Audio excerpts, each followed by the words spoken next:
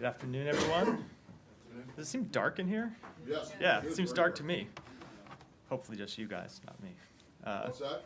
It's just our Just mood. you. It's just your mood. Okay. Well, with that auspicious opening, let me. Is it okay for the cameras? We need the I think we need the supplemental to pass ASAP. Oh, is that Yeah, cut right. back on the electricity? Yeah, I don't know, but it is dark in here. I can see you. I can see you, Matt, and more to the point, I can hear you. So. No, I'm more concerned about the cameras being able to see you. Can they? There's enough light on him. I think we'll be. Is there? Okay. All right. All right. You have nothing? I have whatever. I'm ready to take your questions. Okay. All right. Let's start with Gaza, Middle East. Last week, several U.S. officials, including the Secretary and the Vice President, others, talked about the importance of Israel not repeating what it did in the north in the south. And I'm wondering now that the operations in the south have begun, if you think that they are doing or following your advice. Let me say a few things about it. One, I think it's too early to make a definitive assessment. The Secretary was very clear about how we want to judge this based on results, not based on intent. I will say that in the first few days of this renewed military campaign against the South, we have seen some things that don't look like the operation as it was conducted in the North. For example, in the North, at the commencement of operations, you saw them ask or order more than 1 million people to move. We've seen a much more targeted request for evacuations here, where the Israeli Defense Forces have identified specific neighborhoods where they plan to conduct military operations and urged in advance of those operations the people in those neighborhoods to move, rather than telling an entire city or an entire region to vacate their homes. So that is an improvement on what's happened before. They have instructed them to move to areas that we know are deconfliction zones. It's one of the things we discussed with them last week. So UN-supported facilities where people can be out of harm's way. So that is an improvement. But what the Secretary made clear in our meetings with the Prime Minister and other officials of the Israeli government on Thursday is that we do not want to see a military campaign in the south that looks like the north. And what we mean by that, we do not want to see the same level of civilian casualties. We do not want to see the same level of mass displacement. They briefed us on plans that were very detailed, that they said were intended to avoid mass displacement and civilian casualties. But as the Secretary made clear, it's not just intent that matters, it's results, and we are watching very closely and will continue to watch very closely before we draw any definitive assessments. Okay, but there are already reports that the operation in the south has taken a large civilian toll. Do you not? So you don't have a. You still think it's too early to say? I think it's too early to draw a definitive assessment. I will say that, unfortunately, we do expect to see civilian casualties as a result of this campaign. That is sadly true in all wars. It is especially going to be true in a war in a crowded urban environment where the opponent, Hamas, is using civilians as human shields and hiding themselves, hiding their fighters, hiding their infrastructure behind civilians. So what we have made clear to Israel is that we expect them to comply with international humanitarian law and do everything they can to minimize civilian harm so we don't see a repeat in the south of what we saw in the north. And with respect to that, we're at the very early stage of the operation. And I think it's too soon to draw a definitive conclusion. Yeah. The Israeli government is conducting this investigation to look at Hamas using rape as a weapon of war against Israeli women and girls on the 7th. They say they've now collected more than 1,500 eyewitness accounts of sexual assault, sexual violence, including rape against women and girls that day. Is that something that the Biden administration condemns? And also, have the Israelis shared any of that evidence with U.S. officials? I'm not going to speak to what they have and have not shared with us. We have been briefed extensively on a number of their findings. We don't, of course, have our own independent assessments to make right now. We don't have people on the ground conducting such assessments. But we have seen Hamas commit atrocities, both on October 7th and since October 7th. And we obviously condemn those atrocities and support Israel's actions to hold Hamas accountable for them. On Friday, the UN Secretary General said, I'm paraphrasing, but seemed to say that all this evidence should be investigated. As far as I'm aware, the UN has not confirmed that they will take up a separate independent investigation. Is that something? I'm not aware whether they are, but certainly we support an investigation. The Israeli government is conducting one, and they have our full backing in doing that.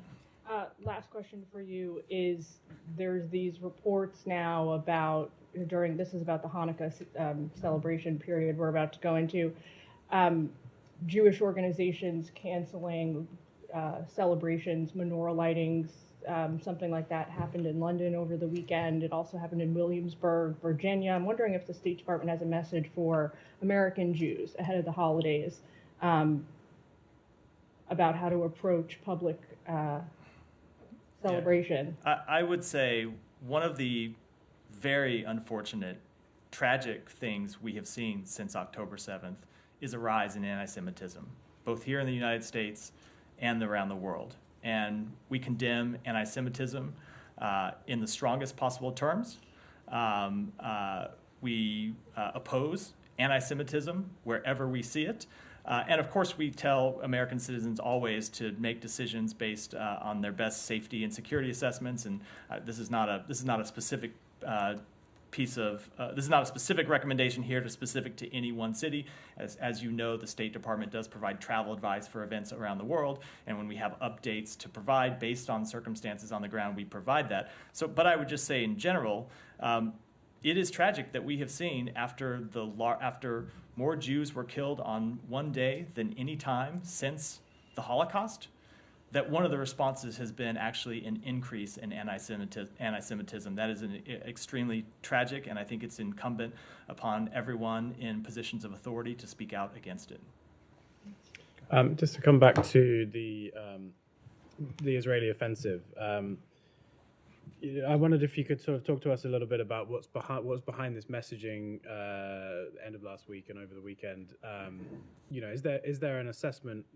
For example, the vice president calling the death toll devastating, Defense Secretary Austin talking about driving the population into the arms of the enemy. This suggests that the administration has come to some kind of conclusion that the way that the Israelis have been conducting these operations has not protected civilians. Is there a finding, or has there been some kind of assessment that has come out with that? I think you can take those comments at face value, just as you can take the Secretary's comments, not just last week, but the ones he made in previous weeks at face value.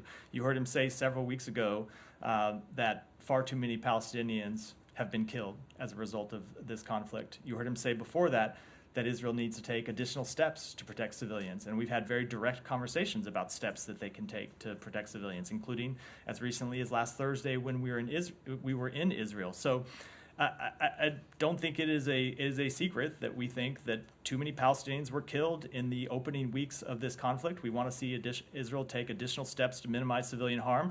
We talked about them when we were in Israel last week. They briefed us on their plans. And if you go through their plans about how they intend to minimize civilian harm, you have to step back and remember that the Israeli military is one of the most professional militaries in the world. They have legal determinations that they make when conducting strikes. They go through procedures where they weigh civilian harm when they conduct any of these strikes. They have put in place these plans I mentioned a moment ago to evacuate specific neighborhoods to keep civilians out of harm's way rather than just telling an entire population to move. So they are going about this with a certain degree of deliberateness to try to minimize civilian harm. But again, it's not just the intent that matters, it's the results. So we've been very transparent with them about what our beliefs have been. The comments that the Secretary made publicly were the same comments that he made in the meeting with them, that we want to see them take additional steps, and we're going to be watching to see how they do. And, it's been noted that, you've had these warnings to civilians, but at some points people have been told to go to certain areas, or these areas will be safe, and then those areas have then been bombarded. Is that something that you've witnessed and are able to? So it is exactly. So let me talk about it this way. So I think that was one of the criticisms of the first few weeks of this campaign, that people were told to move to the south without giving a specific place to go, and then there were attacks on Khan Yunis after people had moved to Khan Yunis. One of the differences that the Israeli government has proposed going forward is there are UN designated facilities in Khan Yunis, in Rafah City, in central Gaza, and in the south, where the Israeli Defense Forces have directed people to go. And those places are on lists of deconfliction zones that should not be the target of military campaigns. So that is an improvement that we have seen, at least in intent, at least in their plans, and we're going to see how it's actually executed. And kind of the nature of the offensive itself. I guess I understood that in the initial northern phase there was this massive aerial bombardment, and then the ground operation. I guess we're going through that again. Is the message, there should be a more surgical ground operation without the preceding aerial bombardment, because that's where a lot of these civilian casualties seem to be. I don't want to speak to the specific military operations and military decisions the government of Israel will have to make, and our conversations with them about those tactics that they might pursue. I think it'd be inappropriate to do that. What we have said is they need to take additional steps to protect civilians. I just went through some of what some of those steps are and some of those steps that we believe they are taking. But there go the lights. But when it comes to specific tactical steps that they might take, I think I'll keep those conversations private. Can I follow up on that? Yeah, Saeed, go ahead. So I understand you correctly. You're saying that the killing of 700 Palestinians over a period of 24. Saeed, I always like when I use my own words, not when you try to put words in my mouth. I want to understand what you said properly. You Yeah. said that we have seen improvement. I'm asking you directly. You think that the killing of 700 people in 24-hour period is an improvement? So, I'm just asking you to say yes or no. I don't in think, accordance to what you said. So, Saeed, I don't think you were listening very closely to I what I was said. listening very Well, closely to clearly every not, single word. because what I said Right. is we have seen improvement in their plans for Khan Yunis, their plans for the south. We have seen them evacuate specific neighborhoods rather than entire areas. So the numbers of displaced persons will hopefully be lower in southern Gaza than it was in the north. But when it comes to results, we are going to monitor it very closely. And I think I was pretty clear about that. And I think the Secretary was pretty clear about that on Thursday. Give us a figure. What would be acceptable? What would be acceptable? Because you talked about... Saeed, we mourn the loss of every civilian life. We don't want to see any civilians killed in this. What have you done to really minimize that? Remember, Gaza is the size of Washington, D.C. When you tell people to move, like now, and they have nowhere to go, they're striking in Khan Yunis. They're saying, actually, we're hitting every place in Gaza. So where should people go? People what should go. Be the end? Saeed, let's take it one question at a time. Before you asked a question, let me answer it. Sure. People should go to the UN designated sites that are on Israeli lists as deconfliction zones that should not be the target of military campaigns. There are already people who are sheltering in those. As the campaign moves to the south and Israel evacuates specific neighborhoods or orders specific neighborhoods to be evacuated, that is where people should go. Okay, but we know that they bombed UN facilities and so on. Let me ask you a couple of other questions. You said that Hamas committed atrocities, right? Okay. Do you call the killing of 20,000 Palestinians an atrocity? Does that befit the term atrocity? Saeed, I was speaking to the intentional murdering of civilians that we saw Hamas commit. I don't think, and correct me if I'm wrong, I don't think there is anyone questioning that Hamas intentionally killed civilians. That is by definition an atrocity. And you don't think that Israel intentionally killed civilians? We think far too many people. I have not seen evidence that they are intentionally killing civilians. We believe that far too many civilians have been killed. But again, this goes back to the underlying problem of this entire situation, which is that Hamas has embedded itself inside civilians, inside civilian homes, inside mosques, in schools, in churches. It is Hamas that is putting these civilians in harm's way. For all the questions, and I understand why people I stand here and people ask me questions about what Israel should do. I'm happy to take those questions. I'm surprised I don't hear more people saying, why doesn't Hamas lay down its arms? Why doesn't Hamas move out of schools? Why doesn't Hamas take additional steps to protect civilians? Because we think they should, as we think Israel should. Okay, so you are asking Hamas to surrender. Is that what you're asking them to do? We would welcome Hamas laying down its arms and surrendering at any point. Hamas is not an army. They don't have Air Force. They don't have a Navy. They don't have artillery. They have none of these things. They don't really have any kind of regular kind of structure that they can conduct their surrender.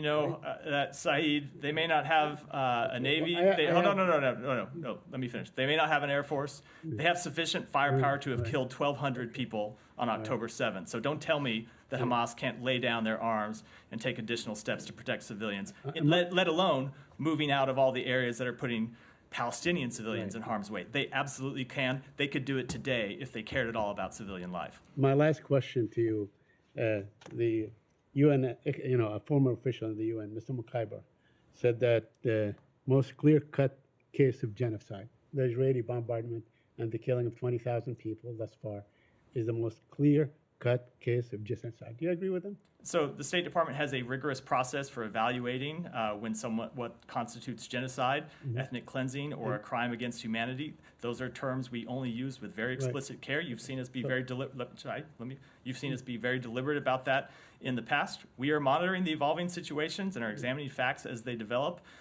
It's an extremely challenging space to get all the information that might be available, but we support Israel's right to continue to take action to ensure that Hamas can never conduct terrorist attacks like it did on October 7th again.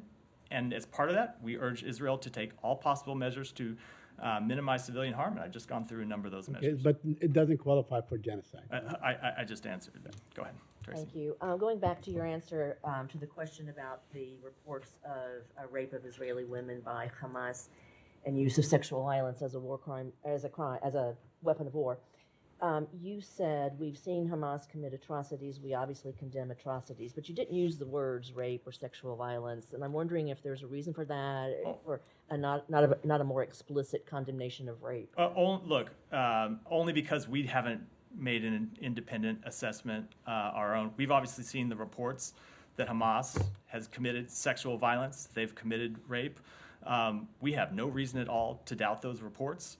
When you look at all of the atrocities that Hamas carried out on October 7th and the atrocities that they have carried out since, the fact that they continue to hold women hostages, the fact that they continue to hold children hostages, the fact that it seems one of the reasons they don't want to turn women over that they've been holding hostage and the reason this pause fell apart is they don't want those women to be able to talk about what happened to them during their time in custody.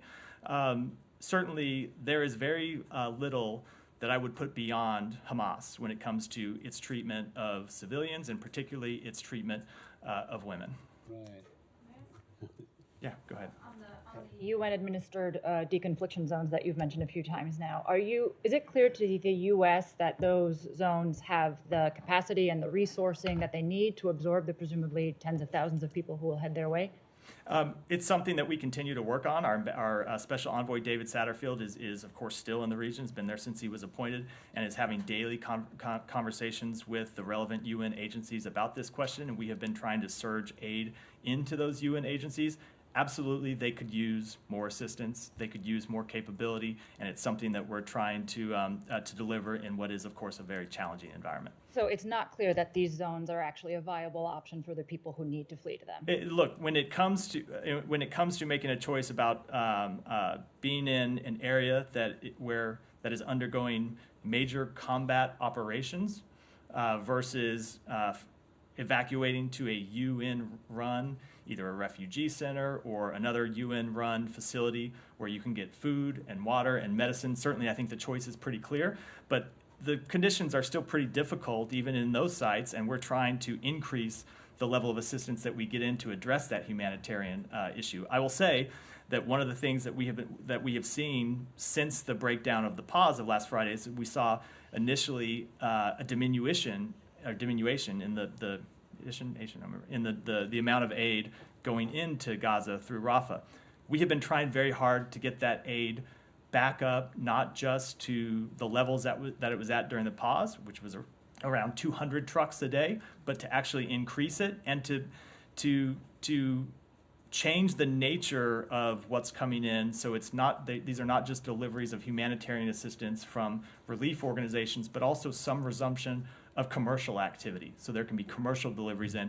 And I think we're making progress on that. We have urged that Kerem Shalom be reopened, not as a crossing, but for screening. I think we're making progress on that. So the answer, I know it's a very long answer to your question, but I think the answer is, It is not a perfect situation by any stretch of the imagination. There aren't a lot of perfect answers in this very difficult situation, but we're trying to improve it as much as we can. I do want to talk about the aid, but I just want to highlight the fact that, I mean, you've highlighted that one important step the Israelis are taking is to point to these deconfliction zones. But again, it is not clear that those are going to be a viable option for many or even most of the people who need to use them. I think that certainly the deconfliction zones are a place where people can go to be safe from attack. Some number That is of them. to be safe from attack. The question is, but that said, we also need to increase the amount of food, water, medicine that's getting into to Gaza for those sites, as well as for other people. You know, most commercial activity is suspended, and so even if you're at home, you may not have access to food, water, and medicine, let alone in a refugee facility. So we're trying to get all this increased for the benefit of everyone inside Gaza. Okay, so on aid, you said you wanted to talk about it. So what is the picture right now? How many trucks are getting in? How many do you expect to get in the next several days?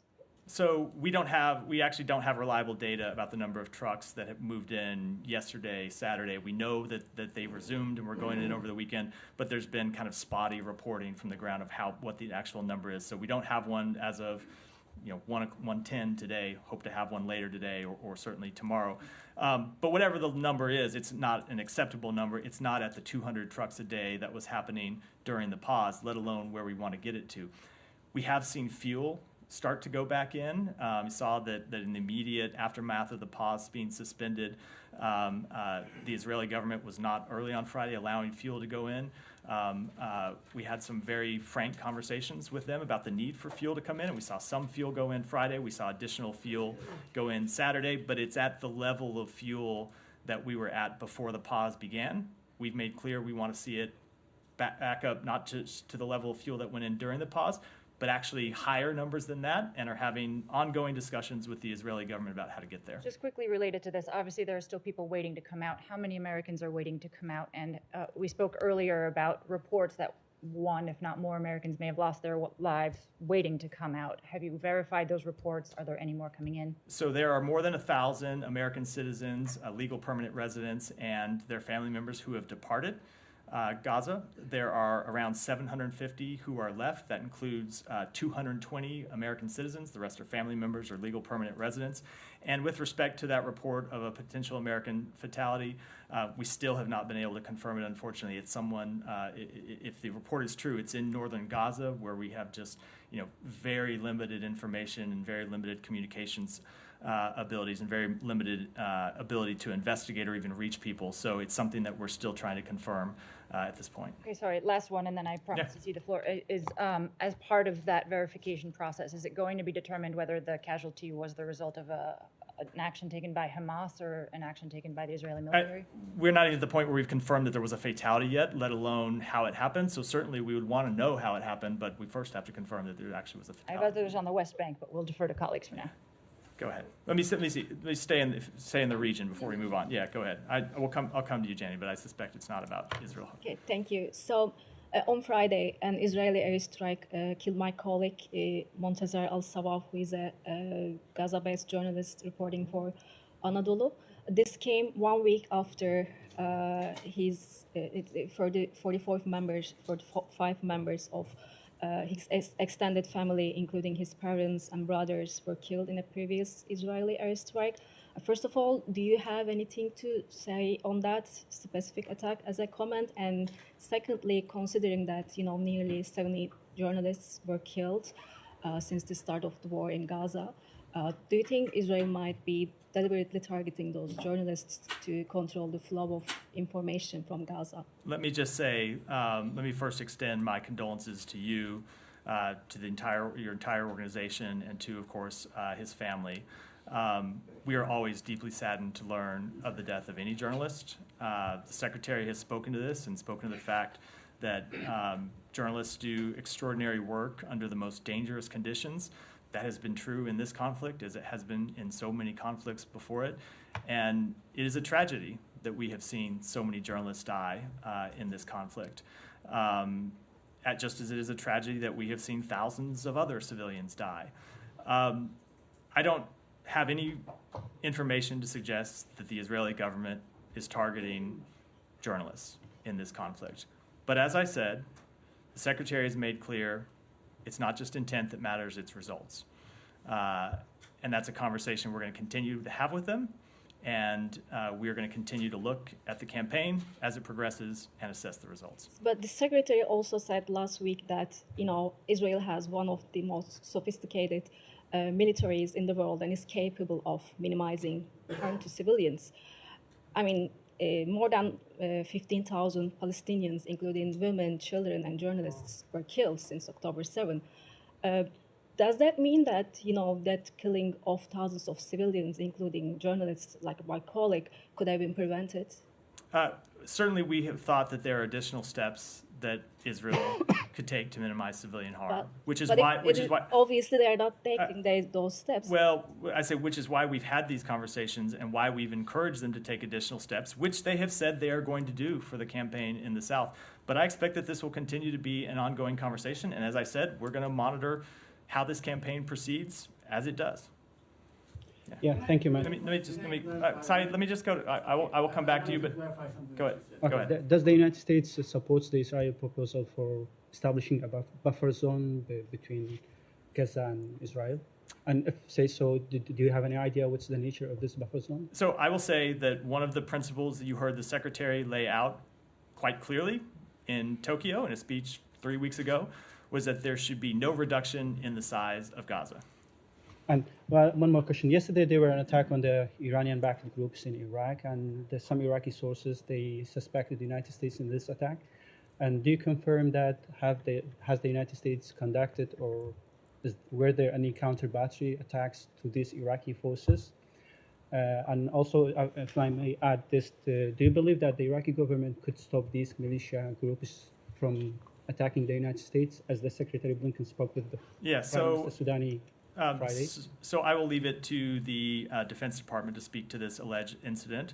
But one of the things that we have made clear to the Iraqi government, and Secretary Blinken made this clear to Prime Minister Sudani when they spoke on Friday, is that we believe the Iraqi government has the responsibility to prevent and respond to these attacks against American personnel who are in Iraq, again, at the invitation of the Iraqi government, to carry out de-ISIS activities.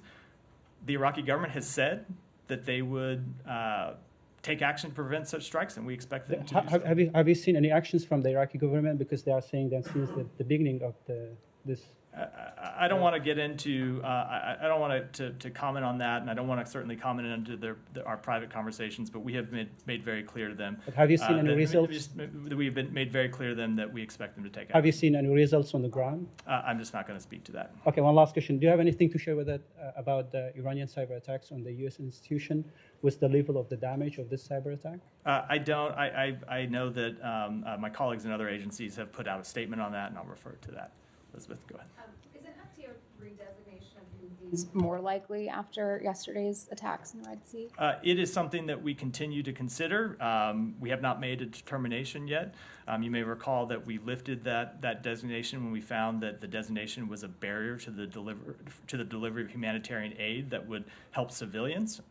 So it's the subject of ongoing conversations inside the administration, but I wouldn't want to put my hand on the scale one way or the other. And then just to follow up on that, is the administration concerned that this escalation from the Houthis could undermine the work you've done on the political process in Yemen? So we continue to support a peaceful resolution to the Yemen conflict.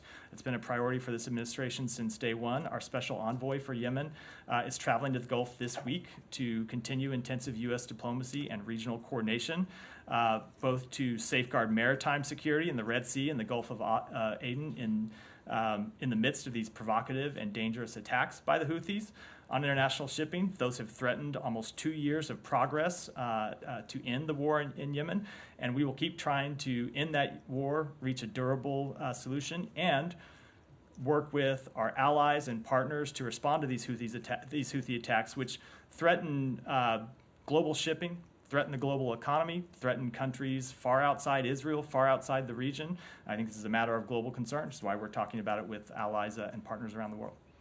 Matt, can I go back to something you said in response to one of the questions about sexual violence? I'm just interested because the phrasing that you used was curious to me, at least. You said you have no reason to doubt any reports that rape was used as sexual violence was used by Hamas. You said the fact that they, meaning Hamas, continue to hold women hostages, okay, that is a fact. The fact that they continue to hold children hostages, that is also a fact. But then you said the fact that it seems one of the reasons they don't want to turn women over that they've been holding hostage, and the reason that the pause fell apart, is that they don't want those women to be able to talk about what happened to them during their time in captivity. The fact that it seems, Maybe- why is this just conjecture on your part, or do you know, do you have very good reason to believe, evidence to believe that Hamas is deliberately continuing to hold on to female hostages because they're concerned that they will speak about atrocities that they were subjected to? So I will accept the edit, not fact. Seems is a better way to say it, but let me answer the question. The humanitarian pause, which resulted in a release of hostages, was negotiated with some very clear terms, and that was that children and women would be the first priority to be released.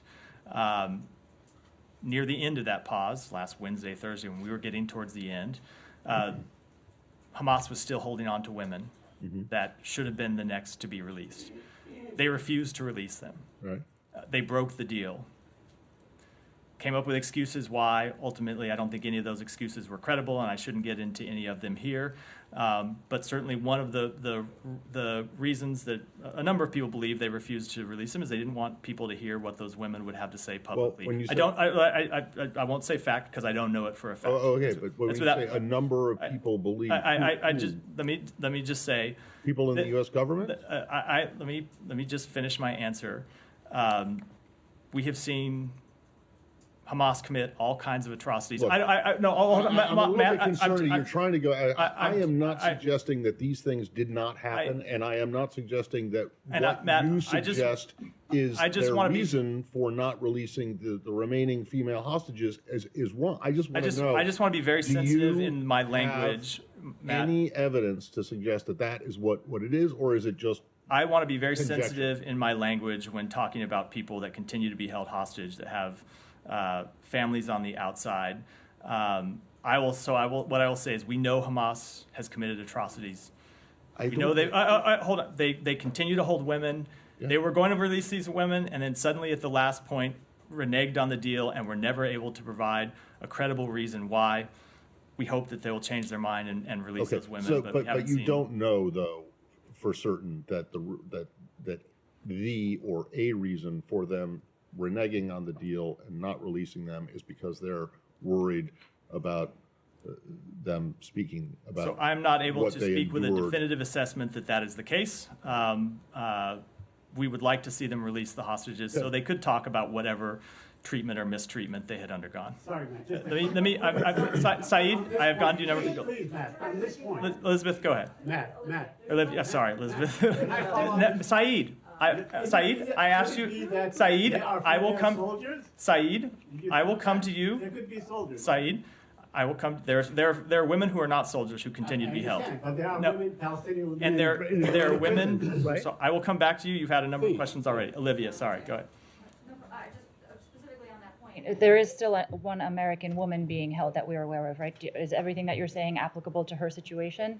I don't want to expand any further than I have in my remarks, except to say that we do want to see her released. We had hoped to see her released as a result of these negotiations last week. Hamas reneged on the deal and wouldn't release her, but certainly we are concerned for her situation as we're concerned for the situation of all the hostages. Okay, I have West Bank. Yeah, go ahead with the West Bank. I promise I will come to you before the briefing's open. I promise. I just want to stay in the region a little bit longer before we move on. Go ahead. Sure. Well, the secretary last week said that he had made clear to his Israeli interlocutors that the U.S.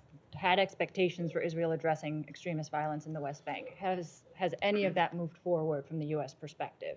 Have the Israelis taken concrete steps and given you evidence that they have? We have seen them take some steps to respond to extremist violence against Palestinians in the West Bank. We don't think those steps have been sufficient. We think they need to prosecute people who engage in violent activities against Palestinians. And one of the things that the Secretary made clear in his conversations with the Israeli government is that while this doesn't in any way obviate the need for them to take additional actions, that we are prepared to take our own actions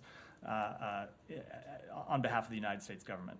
So some of those actions are said to be visa restrictions on some of the extremists at hand. Are those set to be rolled out in any near term? I don't want to talk about a timetable, but the president signaled in an op-ed a couple weeks ago that those were under consideration.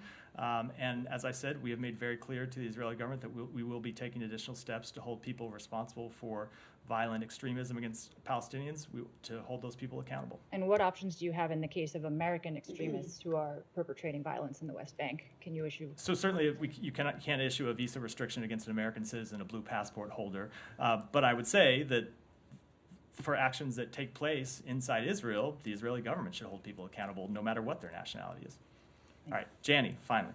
Thank Go you ahead. very much, Matt. South Korea successfully launched a solid fuel space launch vehicle yesterday. How do you see this different from North Korea's recent military satellite launch? And I follow up. Well, so South Korea is not the subject of multiple UN Security Council resolutions over its dangerous and destabilizing activities in this area. And the second question, the State Department designated North Korea as a state sponsor of terrorism. What are your predictions about possibility of North Korea as a state sponsor of terrorism engaging in dialogue with the United States in the future? So we have made clear that from the outset of this administration that we would welcome dialogue with the DPRK. We would welcome a peaceful resolution to our concerns over its destabilizing activities.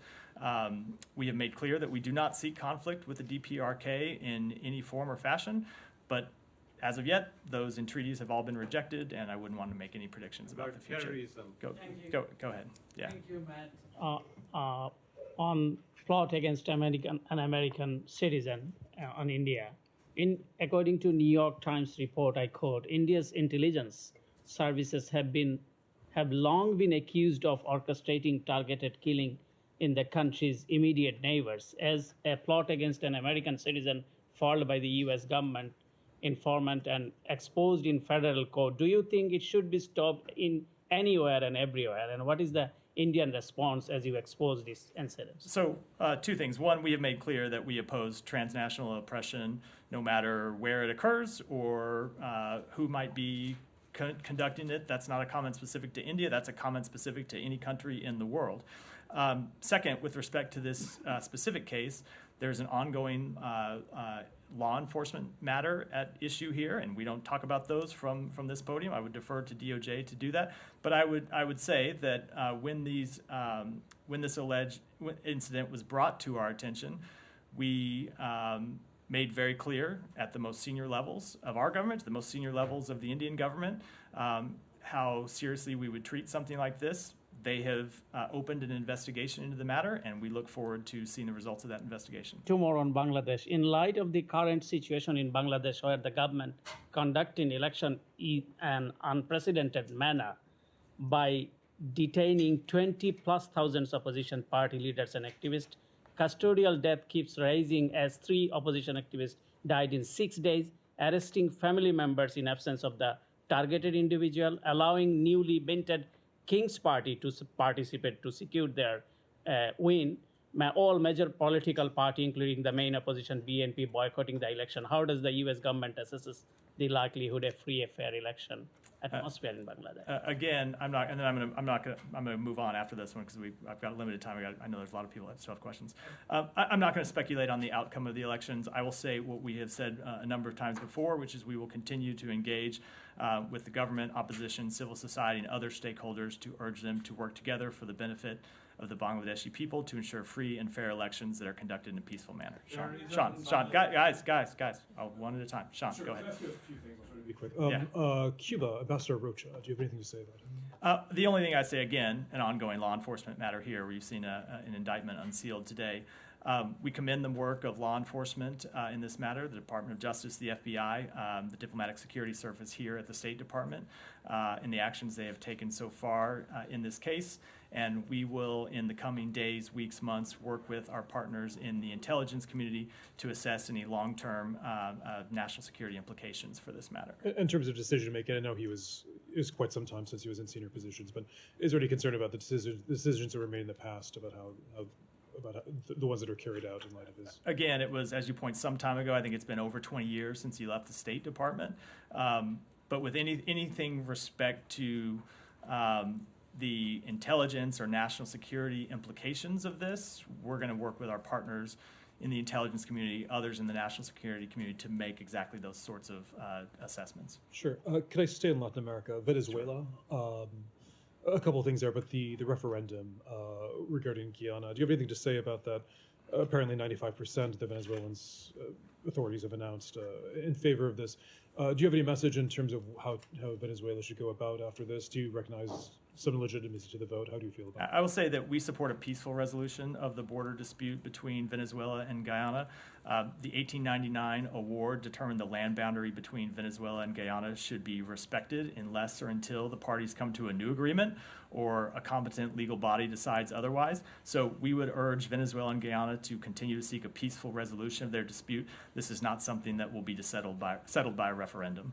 Could I stay in Venezuela? Yeah. The statement that you issued late Friday about the sanctions relief in Venezuela, has there been any determination yet on whether Venezuela is actually, the Maduro government has gone ahead with its part of the bargain in this, and whether the U.S. is going to go ahead with sanctions? So they have not gone through with their part of the bargain. There are two additional steps that we want to see them take. We want to see them release political prisoners, and we want to see them release wrongfully detained Americans. That was part of the framework agreement that we had agreed to, that we had come to with them. They have not carried out their part of the agreement. We urge them to do so, but at the same time, we are considering the matter and will suspend some of the sanctions relief that we put in place earlier this year if we determine that adequate progress to the commitments they made to us have not been made. So still if it hasn't been a decision. Correct. I'll be brief, but could I take you to another part of the world as well? To Niger. The authorities in Niger quit over the weekend the anti-jihadist force, the G5, and a Russian delegation has come in today. Is there any greater worries about the trajectory of Niger and how things are going? I don't think any additional worries. Obviously, this is a country that had a coup d'etat earlier this year, and what we are trying to do is directly engage with the Nigerian government as well as our partners in the region, other countries in the region, to try to urge them to get on a path back to democracy. We want to see them take quick, credible steps towards a civilian-led government. We're not seeing those at this time, but that will be the policy outcome that we continue to try to achieve. Just finally, Ambassador Fitzgibbon is, according to reports in the region, about to present her credentials formally. Does that indicate any sort of recognition or at least de facto recognition of the authorities in Niger? No, it does not. Her presence there is an element in this effort I just described to try to negotiate a quick and credible democratic transition in Niger. We've been without an ambassador for more than a year and a half there. As we said, the democratically elected government was deposed in a coup, and our goal now and the goal of the new ambassador will be to try to move Niger back in a transition to democracy. And just very finally, Henry Kissinger. You said that last time. Trying to hit everything. Henry Kissinger, I'm not going to ask you for a great assessment on his life and times, but is there anything in the department that's being planned in light of his death? Let me get back to you on that. I'm sure there are things that probably people here are planning. I'm not aware of any. The secretary put out a statement on this on Thursday, and if we have any events to announce, I'll come back to you with those. Alex, go ahead. That'd be next. A couple of topics. Ukraine first. Does the secretary have any concern on the current state of play on the battlefield, given the White House, flagging the funding issue that things might get out of control without congressional funding, and Yeah, let me. So I will say that the kind of two questions linked together. Certainly, with respect to the battlefield, it's a tough situation. The Ukrainian forces are fighting against the very entrenched Russian military. We've seen them make progress. That progress has been difficult, but we have seen them continue to make progress. And when we were in Brussels last week, we spoke directly with the foreign minister of Ukraine about this matter. With respect to the supplemental, yes, we're absolutely concerned that the level of funding has expired. We are now relying on residual funds from the drawdown that will soon, we're at, I think, over 97% of those having been exhausted, will very shortly run out of any runway at all. So yes, we're very concerned. It's why the Secretary joins the President and others in the administration in urging Congress to act as quickly as possible. There was some reporting that Ukraine's new long-range delivery from the U.S. was pushed back for next year. Is that the reason, or was it? I'm sorry. What was the new delivery of long-range rockets to Ukraine was pushed back? I'm just not going to comment on any weapons, on any weapons decisions or weapons delivery before those decisions have been made. And with respect to the actual delivery of weapons, that's a question for the Pentagon. Moving to Azerbaijan, if I may. Iranian naval commander just arrived in Azerbaijan. Any worries on your end about Azerbaijan potentially flirting with Iran? I'm sorry. Any worries about Azerbaijan's flirting with Iran these days? I don't have any comment on that. Okay. I got to go to Abby because I've got to wrap. I got to wrap shortly, and I've got a few people to go. Abby, go ahead. Russia, can you provide any information on reports that a U.S. citizen was reportedly found dead in a temporary detention center? So we have seen those reports. We haven't confirmed them yet, and so because of that, don't have any comment. Can I have one quick follow-up on a previous subject? There are people who are accusing the UN of slow-rolling the probe into alleged sexual violence committed by Hamas. Do you have any specific comment on that? I know you've done I don't have any specific comment other than to say we would urge those reports to be fully and credibly investigated. I'll be very short. Go ahead. Thank you. I have a question about the Radio Free Europe, Radio Liberty journalist, the U.S. citizen, U.S.-Russian dual citizen, also Kurmasheva. Several lawmakers have written the secretary asking to designate her as wrongfully detained. Has a decision been made in her case yet or not? And if not, why? So it has not, and I will say, as I've said on a number of occasions about previous wrongful determination cases or cases where people have called for us to determine that someone is wrongfully detained. It's a matter that we take very seriously here. It can sometimes be a very deliberate process where we have to look at the statutory requirements. Sometimes the situation changes over time where information that is available to us at one stage changes as we acquire new information. So as always, no one should read anything into the lack of a wrongful detention determination at any given point. It is an ongoing active process inside the United States government. Can you tell us at what stage it is right now? I can't. And with that, I have to wrap for today. Thanks, everyone.